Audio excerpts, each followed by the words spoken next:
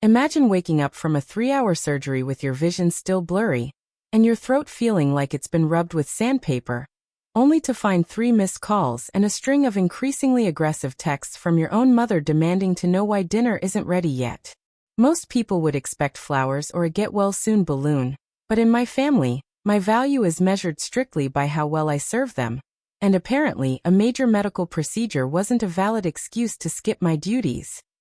As I sat there in that sterile hospital room, clutching my side and feeling the sharp sting of the stitches every time I breathed, I realized that I was done being the family doormat, and I was about to show them exactly what happens when you push a patient too far. Was I wrong for finally snapping and orchestrating a confrontation that would tear my family apart? Or would you have done the exact same thing if you were treated like an invisible servant while your body was literally trying to heal? I really need you to listen to this entire story because what happened when they finally cornered me at home is something no one saw coming, especially not them. To understand how things got this bad, you have to understand the dynamic of the Miller family. I'm the eldest of 3, and for as long as I can remember, I've been the reliable one, which is just a nice way of saying I'm the one who does everyone's laundry, pays for the shared streaming services, and cooks a 3-course meal every single Sunday without fail. My mother, Diane, is a woman who believes that tradition is just another word for, I get what I want. And my younger siblings, Sarah and Leo, have spent their entire lives leaning into that. Sarah is 24 and still expects me to iron her work blouses, while Leo is 22 and hasn't ever touched a vacuum cleaner in his life. My father passed away years ago, and instead of us coming together, my mother decided that I was the new head of house chores-wise, while she remained the head of house decision-wise. I work 40 hours a week as an administrative assistant, and another 15 hours on the weekends doing freelance data entry just to keep our heads above water, because Leo can't find a job that fits his vibe, and Sarah spends her paycheck on designer handbags before the rent is even due. About 6 months ago, I started experiencing this dull, persistent ache in my abdomen. It started small, like a nagging cramp that wouldn't go away, but it quickly evolved into something that felt like a hot coal sitting under my ribs. I tried to ignore it, thinking it was just stress from working 2 jobs and managing a household of 4 adults who act like toddlers, but eventually, the pain became so sharp I collapsed in the middle of making Sunday roast. I remember hitting the floor and feeling the cold tile against my face, smelling the rosemary and garlic from the chicken I had just seasoned. Did they call an ambulance? No. Sarah actually stepped over my legs to get a soda from the fridge, and complained that the gravy was going to burn because I was being dramatic on the kitchen floor. Leo didn't even look up from his gaming headset. He just shouted for me to keep it down because he was in the middle of a raid. It took me 20 minutes to crawl to my phone and call an Uber to the ER, because I knew if I waited for them to help, I'd be dead before the appetizers were served. It turned out I had a severely inflamed gallbladder that was riddled with stones and needed to come out immediately. The doctor told me I was lucky it hadn't ruptured. When I told my family the news over a group text from my hospital bed, I expected at least a little bit of sympathy. I expected maybe a "we're coming to see you," or "don't worry about the house." Instead, my mom's first reaction was to huff and ask, "Well, who's going to handle the grocery shopping while you're laid up?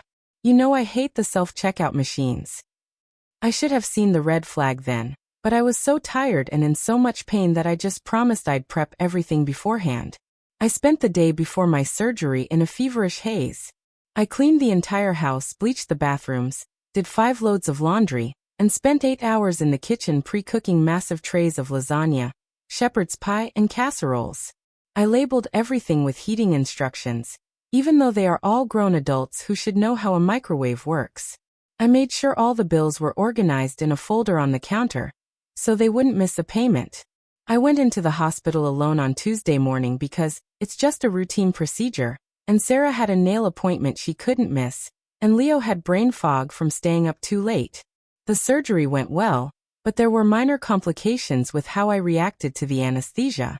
My blood pressure spiked, and I was incredibly nauseous, so they kept me in recovery for nearly 6 hours longer than expected. When I finally got my phone back, my hand shaking as I reached for it on the bedside table, I saw the chaos. My mom had sent a text at 5 p.m. saying, "We're hungry. Are you almost home? The fridge is a mess." I can't find the salad tongs.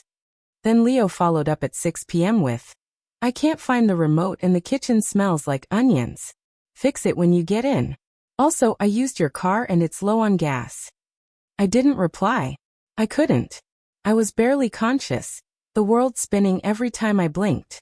The nurses were amazing though. One nurse in particular, a woman named Margaret who had seen it all in her 30 years of nursing, saw me crying over my phone and asked what was wrong. When I told her about my family's demands, her face turned into a mask of pure, professional fury. She had seen families like mine before. Vultures who pick at the strongest member until there's nothing left. She told me I wasn't going anywhere until I could walk safely, and that I needed a support system to pick me up. I laughed and told her I didn't have one. I told her I was the support system, and right now the system was offline. She looked at me, then at the charts, and then back at me, and said, well, then we're going to make sure you're taken care of one way or another. You aren't a servant, honey. You're a patient. The next morning, I was discharged. I took an Uber home because no one answered my calls for a ride. Apparently, my surgery recovery was interrupting their sleep schedules. I was exhausted, sore, and leaning heavily on a cane the hospital gave me. As I walked up to my front door, I could hear the TV blaring some reality show. I walked inside and the sight was sickening. The prepped meals I had made were gone. They'd eaten 3 days' worth of food in one night by scooping it out with their hands and leaving the remains to rot on the counter. The kitchen was covered in dirty dishes, and someone had spilled a bag of chips in the entryway and just left them there to be crushed into the carpet.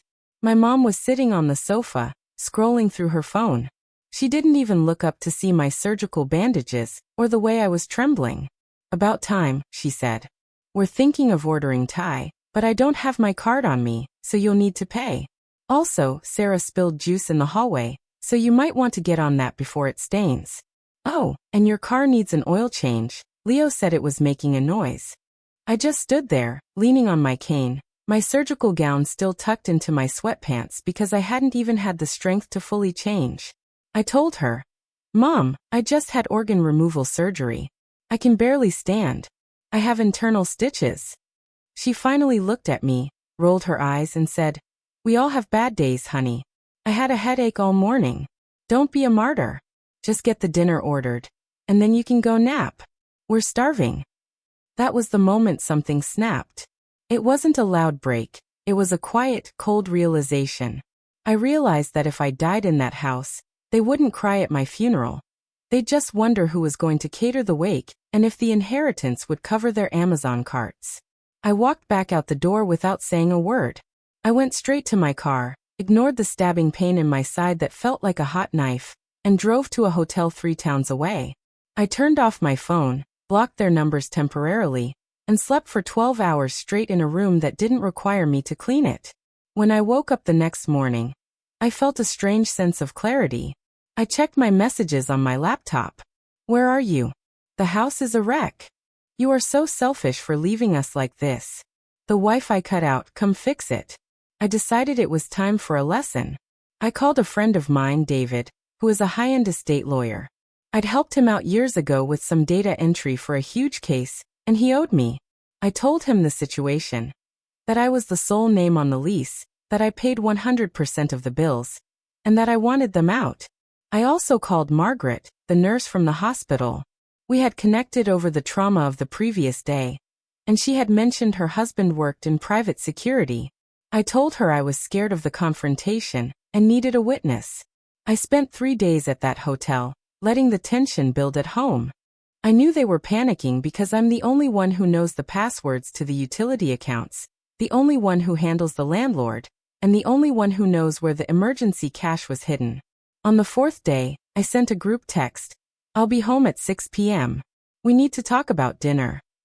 I knew they'd all be there, waiting for their servant to return and apologize for the inconvenience of having surgery. So that's where things stood. I was broken, recovering from surgery, and my own mother was treating me like a vending machine that stopped working. I was about to walk into a lion's den of my own making to reclaim my life.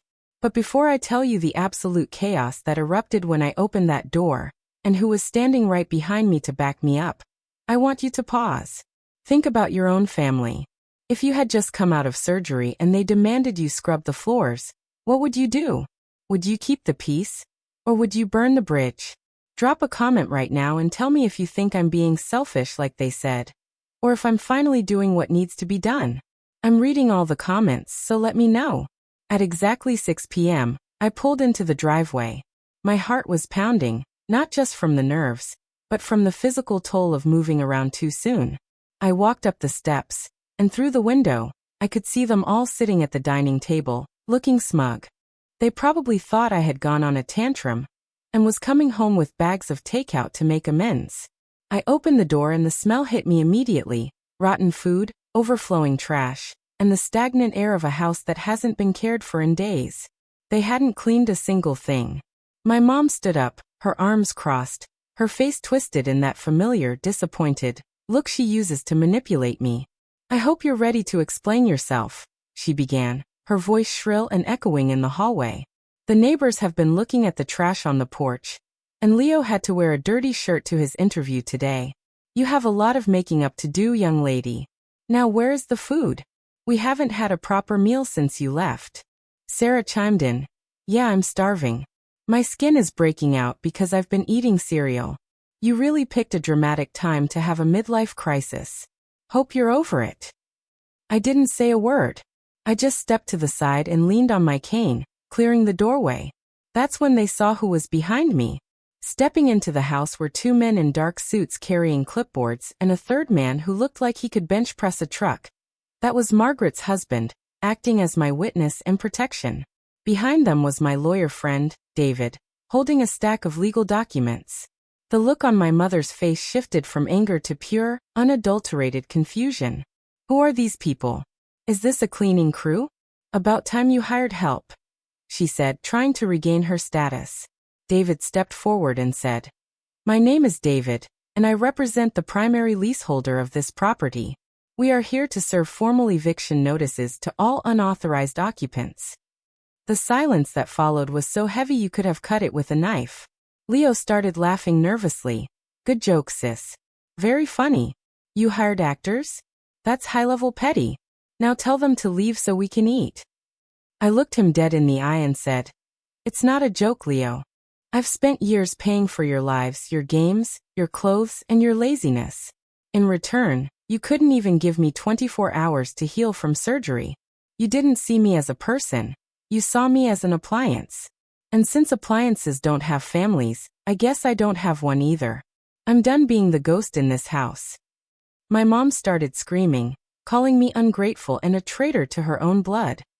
She tried to lunge toward me, her hand raised as if to slap the disrespect out of me.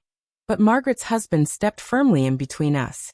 He didn't say a word, but his size and the look in his eyes were enough to make her freeze. David began handing out the papers. "You have 30 days to vacate the premises," he said calmly.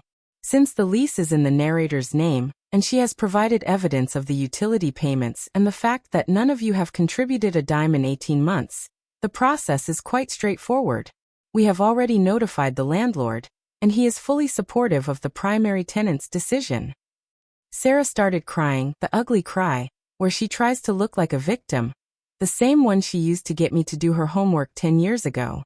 "But where will we go? You're going to make your own sister homeless? Over some dishes? You're a monster."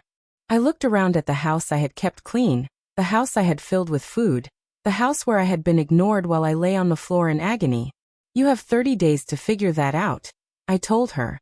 "Maybe you can trade a nail appointment for a security deposit.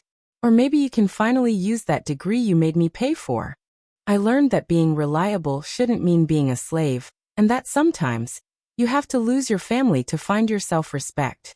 I've started going to therapy to unlearn the people-pleasing habits that let them walk over me for so long. It turns out, I'm actually a pretty great person when I'm not being drained dry.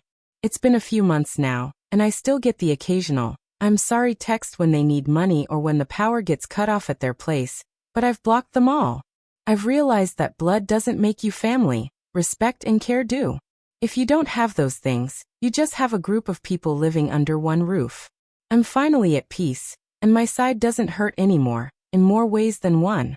I hope this story serves as a reminder to anyone out there who feels like they're being taken for granted. You are allowed to set boundaries, and you are allowed to walk away from people who only love you for what you can do for them. You are not an appliance. You are a human being worthy of care, especially when you are at your weakest. Like this video if you were on my side and think I did the right thing by evicting them. Subscribe for more stories like this where we stand up to the people trying to bring us down. And please share your final thoughts on this whole mess in the comments section. I'd love to hear if you've ever had to deal with entitled family members like mine. Your support means the world to me as I start this new chapter of my life. I'll see you all in the next story.